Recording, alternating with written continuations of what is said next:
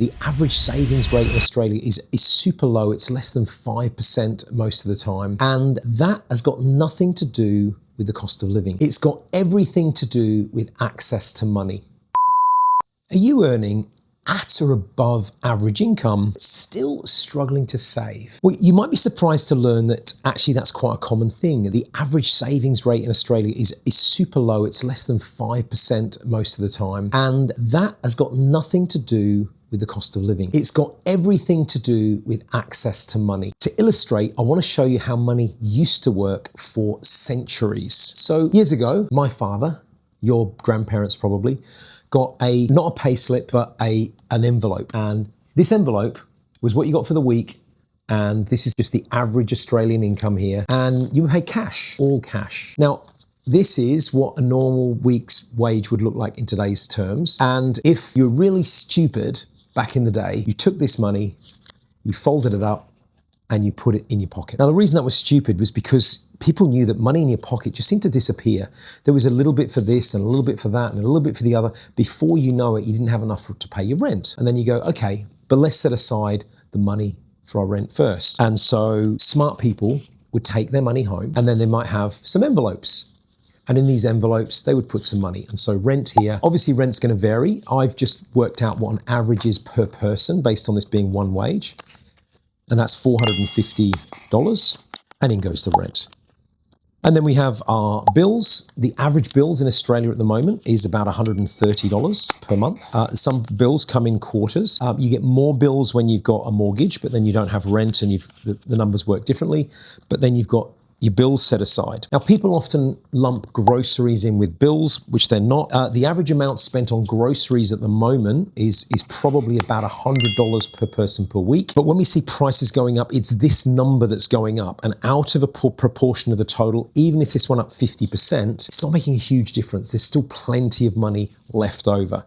So let's just put $100 aside for groceries. What lots of people do is they have this amount of money, and if you were to take this money and put that in your pocket, that'd be equally as stupid, because the amount of money we got left here is 1, 2, 3, 4, 5, 6, 7, 8, $900. And you think, well, I can't spend $900 in a week, but you can. One of the things that we observe through psychology studies is we tend to think about things relative to. And so, for example, if what you've got is $900 available to you and you see something that costs $100, you think, well, it's a bit of money, but I've still got plenty left and therefore I can afford to spend it.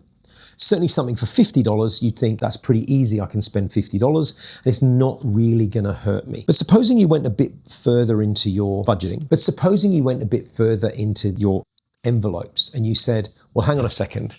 I'm getting paid every week. If I spend my money every week and I don't save, then I've got things that are going to come up that are going to hurt me.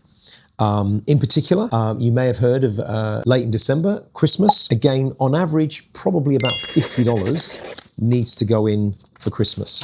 That's $2,500 for the year. Of course, if you want to have a holiday, you need to save up. And if you want a nice holiday, $5,000, you need to put $100 away. Now, lots of people make the mistake of taking out car loans. There's other videos on this. Car loans are a dreadful idea.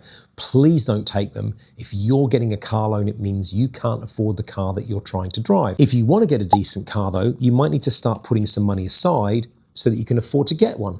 $100 a week would be $5,000 for the year, which means over the course of 5 years, you could buy a $25,000 car. But that's $100 that disappears. Now, when you split the money out that way, you've then got two things left. And one of the reasons that you might struggle to save is that you're not putting money in savings. Now, my recommendation based on an average income is to try to save 20%. Now, 20% in this case would be around $300. If we put that $300, and this is savings for our future.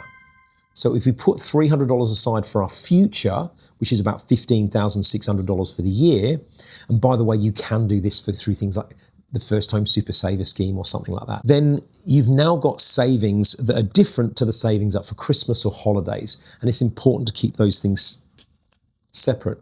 And now all we're left with is how much we've got to spend. And somehow the amount of money we've got to spend has now dropped to only $350 for the week. Now all of a sudden when you've got $350 for the week, if you see something that costs $50, you can see that it's a bigger portion of the money that you've got. If you see something that costs 100, that feels super painful to do that. And if you want to buy something new, like a new phone, well, you'd better be putting some money aside for that as well. And that doesn't leave you with much money left over. But if you looked at your money each week and said, this is what I've got, the way that you spend is dramatically different to if you started off with the big amount in the beginning. Now, people knew this. For centuries, you were told, put your savings aside, set money aside for all the different things you've got. And then if you're going to walk out the door, of course, don't walk out the door with all of it. Just walk out the door with a bit of it. But now what we tend to do is have all of our money on our phones. We can instantly tap and pay for things. We've typically got all our money with one bank, and then we tap our cards, and if the card says no,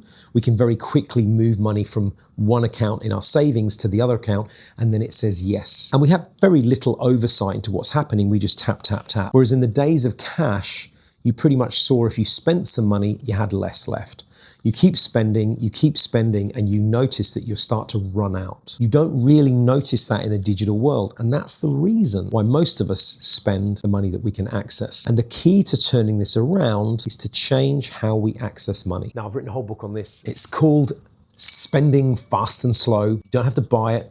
If you go to goldeneggs.info, click the link and you can get a free copy. Just cover the postage and I'll send you a copy, because the important thing is that you start doing things differently. Because if you keep doing what everyone else is doing, which is to have access to their money all of the time, then you'll be in the same position to everybody else, which is saving around 5% of their income. And even then, some of that savings is the savings they're putting towards holiday, and at the end of the year, not really ending up better off than when you started. That's what you want to do. Keep doing it. Spend all your money. Think that you're having a lovely time, but I promise you, you're not putting money aside for the things that you enjoy. I'd far rather you enjoy life. Does that make sense?